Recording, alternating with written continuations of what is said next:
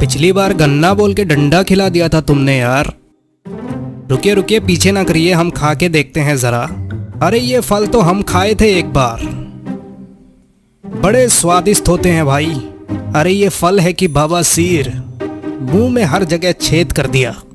वो देखो मेरी रूपा जा रही है। अरे ये कौन सा फल है, इसमें तो कांटे ही नहीं है। अरे तुम खाकर तो देखो, बड़ा मजेदार है ये। बे भोसड़ी के, ये क्या खिला दिया बे तूने? तेरे मुंह की वाट लगा दी। तू साला बहुत ही बड़ा चूतिया है। अरे ये खा ले। इतनी गर्मी में इतना मारूंगा ना कि आँख के गोले हगेगा। चुपचाप अपना खाना अपने पास रख।